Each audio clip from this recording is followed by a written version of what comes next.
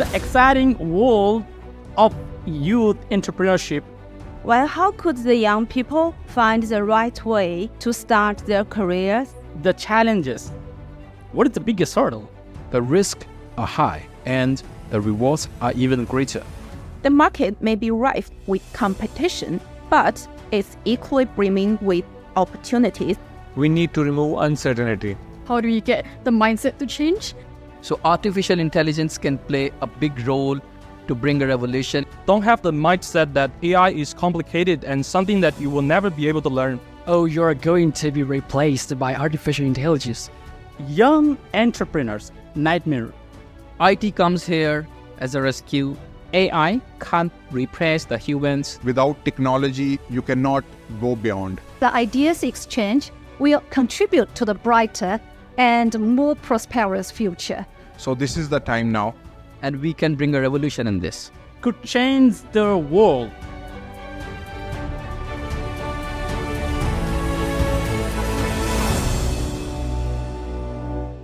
This is the second time that Western China International Communication Organization and the Luhai Foundation are co-hosting the International Youth Dialogue.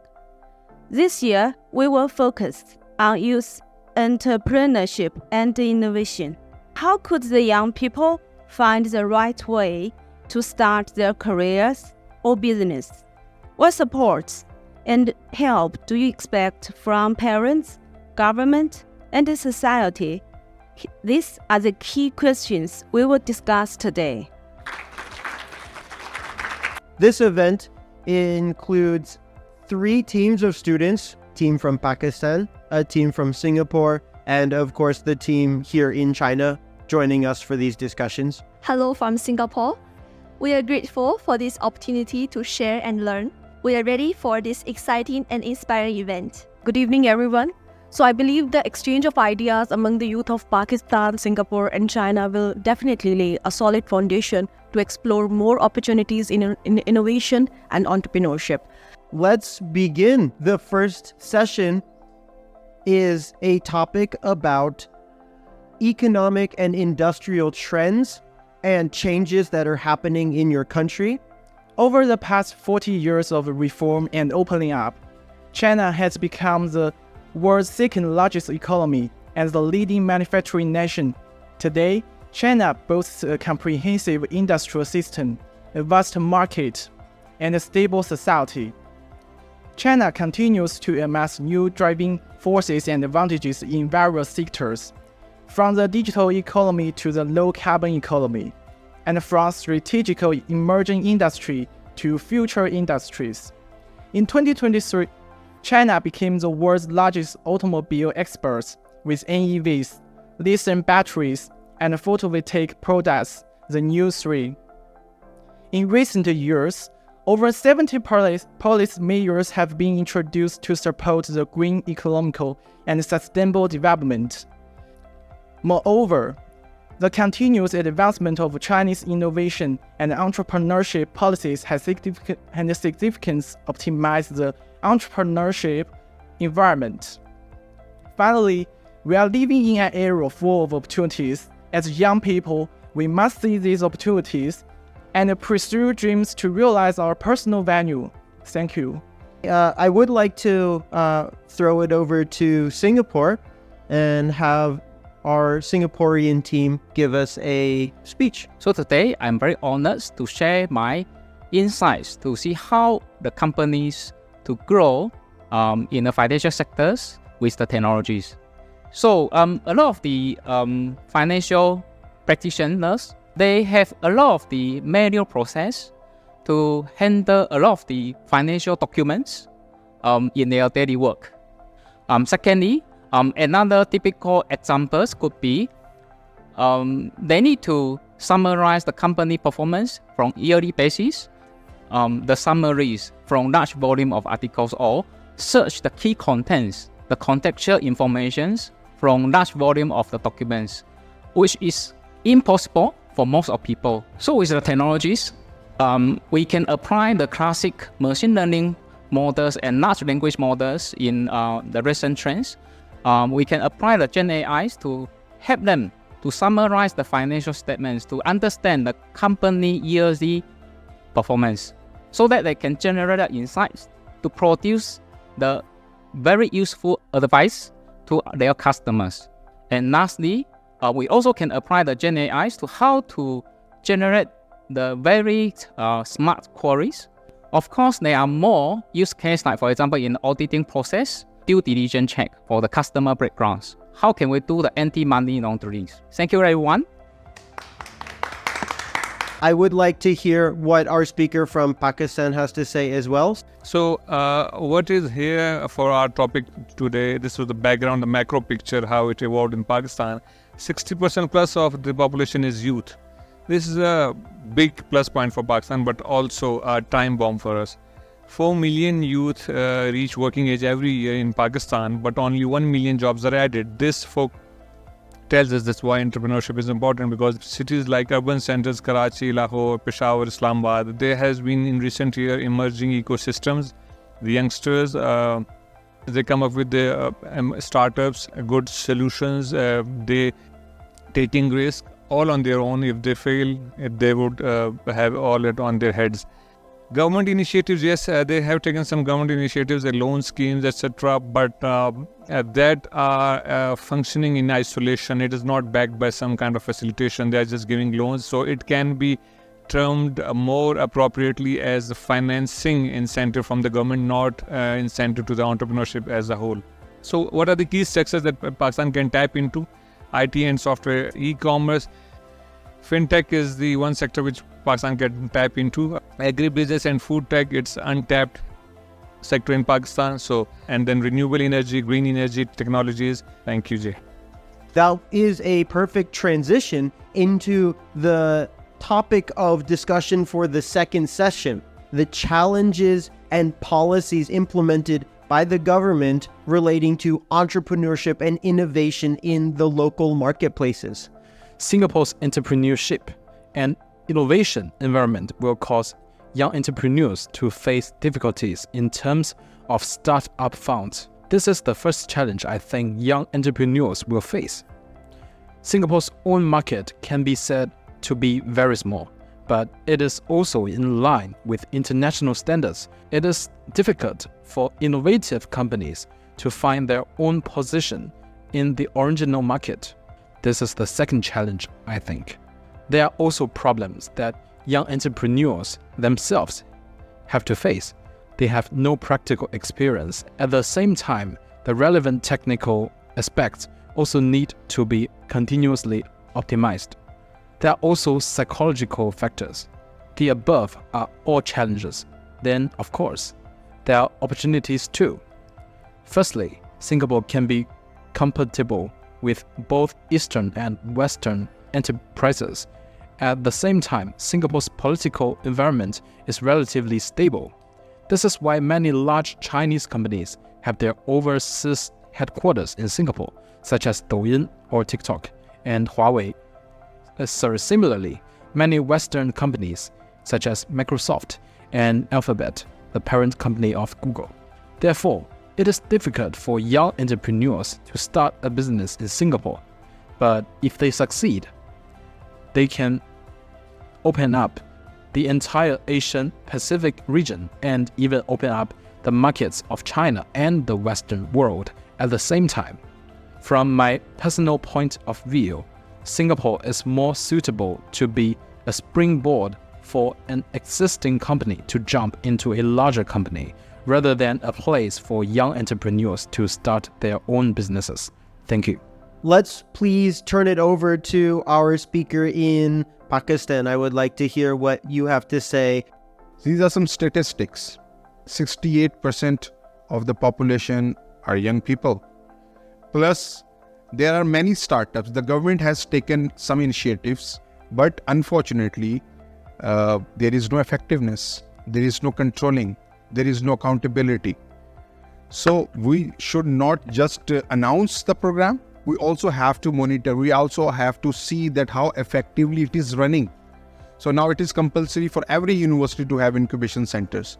I'm in coordination with a lot of frontline university in Pakistan just to build up their startup startups and all the incubation centers and innovation centers. There is a list of the challenges which are not mentioned. Like, we have a corruption in our country. So the policies are not friendly actually, So that is why the confidence is not coming up with the youth to start up their ventures. So we should have angel investors who can fund and who can invest into their ventures.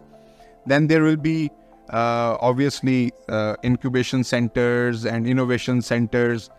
The next point is, I think, is very close to my heart, is the skill. Obviously, you should have a business development skills. If, for example, if you need 1 billion from me, I'm the investors, then you should have a proper plan or the proper skill. Then I'm gonna inject my money in your business. Also, the mentorship. And obviously, without technology, you cannot go beyond now, right? So you must have to adopt a proper technology.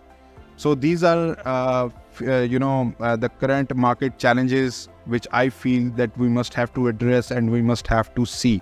I would like, though, to turn it over to the team here in China and hear what our Chinese counterparts have to say. The entrepreneurship is almost within everyone's arm's reach, but as China has embarked on a new stage of high-quality development, and this is different. So I've seen many people from other countries, they come to China, they told me that the infrastructure of this country is very good. And so on the other side, the labor cost and the high labor cost and the development systems has led to a series of difficulties, which include but not limited to funding gap and also some of the future opportunities. And finally, the situation just places higher demand for the youth personal capacity. Government has proposed a series of solutions in China, and the first of all is fund support. And therefore, in order to encourage these enterprises, the tax cuts and the fee reduction has been a very important one. And also there is a series of the special funding project for innovation and entrepreneurship. And the next one is the intellectual property right production. And the next one is the innovation cluster. The concept of the innovation cluster has been a very popular idea in the China's infrastructure construction. The fourth one is mobilize relevant talents and stakeholders. Youth has responds actively to the measures which has been proposed by the government, and they believe that innovation and entrepreneurship policies just provide a platform which can integrate the human resources, investment, technology, and which is very, very fundamental for them to find the new opportunity at the age. And thank you for listening. I would like to also hear from our second speaker here. So imagine this. So you have a brilliant idea, right? But your biggest hurdle, access to capital.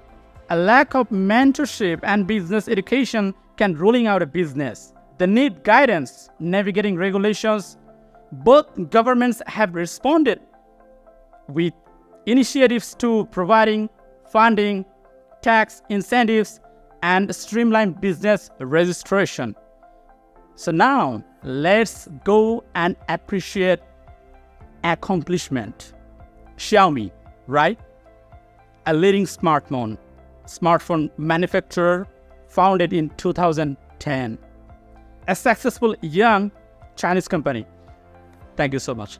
This last part is talking about suggestions. So this is suggestions that our speakers have for entrepreneurship and innovation on a government level, but also some suggestions for us as potential entrepreneurs. What should we do? How can we improve cooperation between our countries? Our speakers in Pakistan first.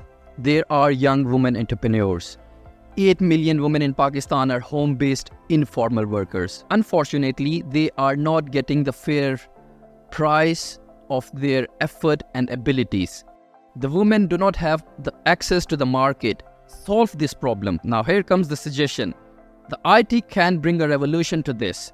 These women can have their own bank accounts. They can use the online courier services to deliver their products, a training and little support so they can be entrepreneurs. So what we can do when it comes to cooperation between two countries, funding and investment, training centers in the rural areas, technology transfer, best practices, and also the public-private partnerships.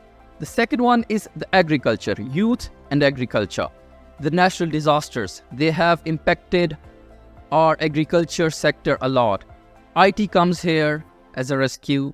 We can support them with the help of IT sector, and we can support them with information and technology to modernize the agriculture sector. And again, I have highlighted few areas of cooperation between two countries, which includes the digital platforms and e-agriculture, exchange programs from other countries who have executed and implemented the reforms in the agriculture, the climate resilience programs, how to cope up with the disasters, and also agricultural technology transfer. So this can help Pakistan, and Pakistan can learn from China, Singapore, or from any other country how to bring this revolution into the agriculture sector. Let's move on to the Chinese speakers and see what they have to say, how this compares to what we just heard.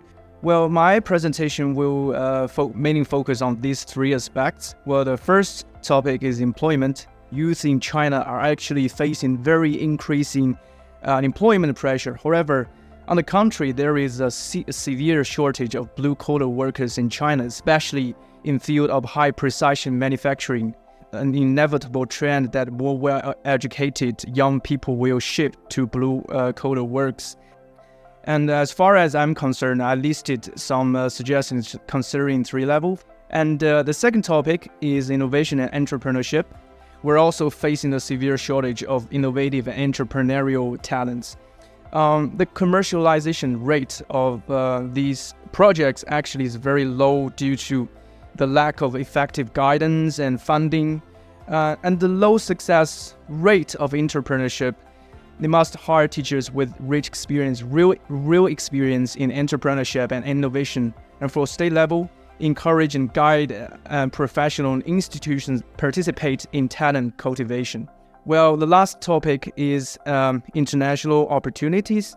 And with China's closer cooperation with Belt and Road countries, more and more Chinese youth choose to devote themselves to developing countries like in Asia and Africa.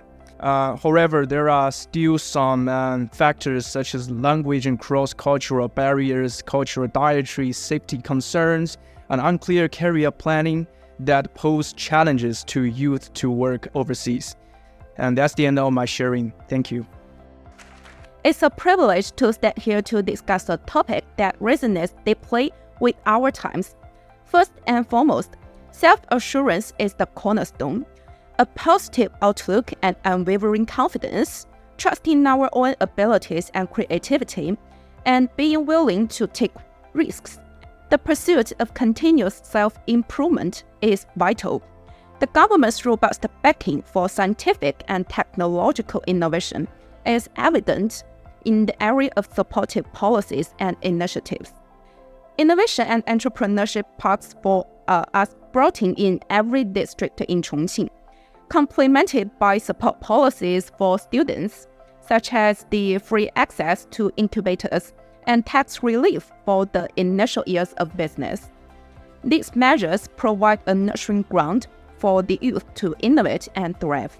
We must be brave enough to challenge conventional wisdom, embrace new challenges, and approach them with a spirit of openness and innovation. Thank you for your listening and your attention. Next is our speaker from Singapore.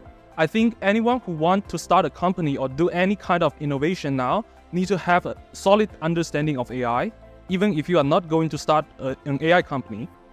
There are two main reasons for this. So firstly, we can all agree that AI, especially generative AI, is used for almost everywhere, like the finance and medical applications and personal uses, etc.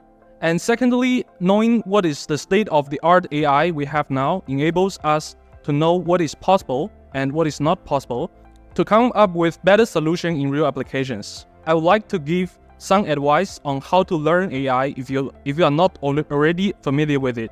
So firstly, don't have the mindset that AI is complicated and something that you will never be able to learn. And secondly, you need to start with some easy math. Thirdly, you can leverage free online courses. Lastly, I would encourage you to read some research paper on AI. So for the advice in governmental level, for example, government can put up some policies that encourages universities to design more master programs in AI. I think different countries have different advantages. For example, China have a large body of young talent, while Singapore have capital to fund the development of startups. I believe that the cooperation among these countries will bring the innovation into the next level. Thank you. We are going to move into the final part of this event, which is part 4, the question and answers. I wanted to ask, how do regulatory and bureaucratic hurdles affect new businesses in China? Now the government is just adjusting the relevant policies and measures like the tax and fee reductions, and also it has proposed a serious measures financing to lower the financing cost for the enterprises, so that they can make many projects economically feasible. So it will take time, but it's kind of the way that we are just making our effort. And that is all. Thank you. Do you have a question to the Singapore? How to make your artificial intelligence more precise? I'm really curious about this. So most of the so-called intelligence systems that we apply in the industries, we have the so-called manual process to verify the AI results.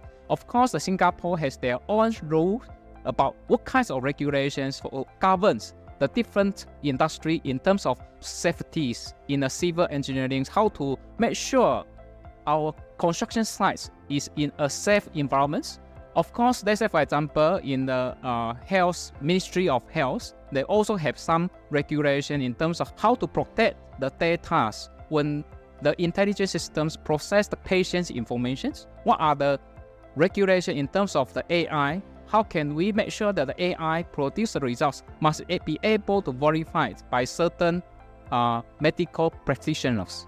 So my questions to the Pakistan teams is, how can we find the good opportunities to enter into the Pakistan markets by applying technologies to help Pakistans to improve their own productivity with low implementation costs, right? So that's my questions to the Pakistan team. Thanks. Pakistan, I believe, is a land of opportunity because it's a populous country, and from the last more than couple of years, a lot of emphasis on information technology, artificial intelligence. Many universities are working on that.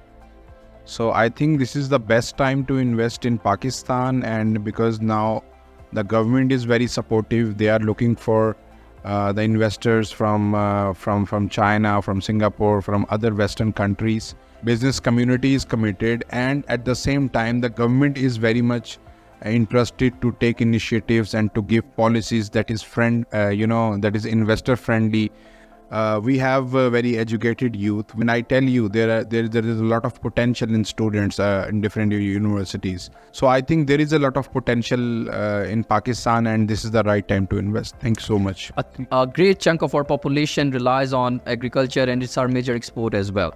So artificial intelligence can play a big role to bring a revolution in Pakistan agriculture industry. The second thing is that the IT sector, in which Pakistanis develop products and deliver them globally, that is also a key sector which can be tapped and help the young software scientists, engineers and entrepreneurs. They can be supported, and this can be another sector to invest. So my question is, what policies or incentives according to you could drive further innovation and entrepreneurship in Singapore? I guess something that's very unique about Singapore from a regulatory perspective is how do we engage and empower young people to take charge of their own interest in the scene. So maybe something for Pakistan to consider at a policy level. Do you maybe want to implement something like Project Ventures, where you empower young people to invest in their peers?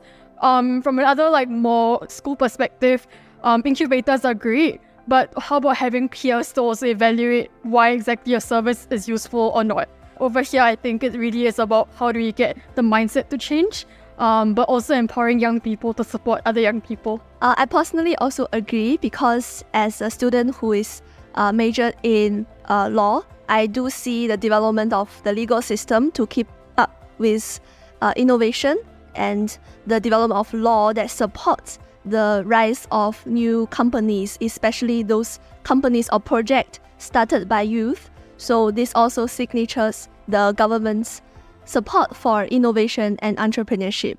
I've been to Chongqing as a traveler before, and I know that Chongqing actually faces the complicated roads and traffic jams, I know. So will this situation promote the development of new energy vehicles?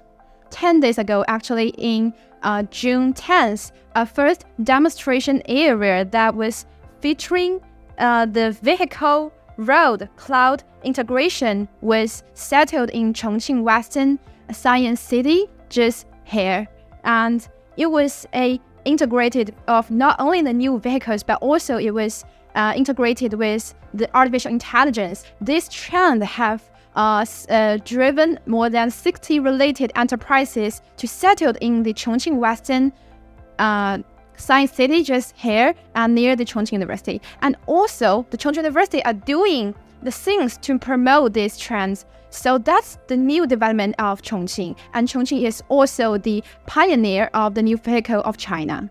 And so I'm interested what's the advantage of Pakistan to attract foreign investment, and how do you use to take advantage of the CPEC cooperation? I say that let the market work itself. The government should be out, it should facilitate only, and let the market, either it's real estate, IT, automobile sector, whatever. The market should evolve, the things would settle down on the framework of supply and demand. The price, the invention, the innovation, the skill, everything will settle down on its own.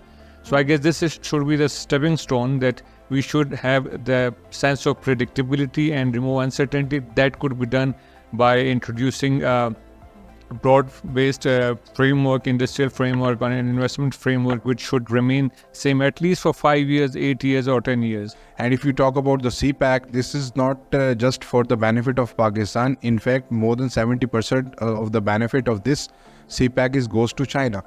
The countries like Pakistan are just like paradise to invest, because there are a lot of ROI involved, and from developed countries you cannot get the return on investment in double digits. So I think Pakistan has a great potential in manufacturing, in developing the technology, and as well as the tourism. And I have each question for like students majoring language, and these days are hearing that, oh, you're going to be replaced by artificial intelligence. And how do you think it's a bless or a curse to the language majors? That I remember that the last speaker said that the women in Pakistan and most are located in rural areas. So how the government issue the regulations to help them to use information technology to solve the obstacles? Yes, that's it. 2 questions. Unfortunately, not much is being done currently by the government as far as equipping young women with the new technologies, making training centers for them, equipping them with the latest technologies. It's very rare. So currently in the budget, they have allocated 79 billion rupees, which is the second highest after higher education and education. That's why I added this in the suggestions, that this is the area where investment can be done. This is the area where cooperation between the two countries can be done, and the training centers can be established in those areas, in the remote areas, and infrastructure can be built in those areas. These young women entrepreneurs can be equipped with the latest technology, not only the equipment, but also the knowledge and trainings. So I would like to ask how Chinese and Singapore startups collaborate with the Pakistani startups to overcome the common challenges that we are facing. What if AI developed until a stage that it will replace jobs like lawyers? Because now we all have some system that can automatically come up with all the legal reports and legal advices. So, but only when I entered into some of the practice, some of the internship, I discovered that for many of the legal documents, we cannot fully rely on AI because firstly, it is not accurate enough. There are some sort of legal terms, and the second thing is sometimes you need to translate on the spot, and sometimes you must factor in the emotions. So sometimes you must factor in what the person you are talking to wish to express. So a lot of times we translate documents in front of the client. So that's some sort of insights from me. Technology is your assistance, but it's not going to replace the jobs. Just now, our MC mentioned that the legal documents, right? So the AI can help you to produce the first layer of the translations in terms of, but it still requires the human beings to verify the quality of translations. So in short, AI can't replace the humans workforce, but it's an assistance to you. Yeah, that's all. Thanks. We are at time, so we need to wrap this up, if you know what I mean. Let's finish this thing off. I would like to invite Professor O Ling to give us a quick summary. First of all, I would like to say that today's dialogue has been a testament to the power of collaboration and the shared spirit of innovation among the youth of what's going on in economic field. The discussions have revolved around the opportunities and the challenges faced by the youth in entrepreneurship and innovation in China, in Pakistan and Singapore. I'm particularly impressed by the innovative ideas and the entrepreneurial spirit demonstrated. So your insights have shown not only your deep understanding of the current economic trends and industry developments, but also your passion and commitment to driving change in your own countries. Thank you all. Thank you very much. Thank you to everyone who is here, who is present. Thank you to everyone who spoke, and thank you to everyone who is watching. That's gonna do it for us here. Have a great night.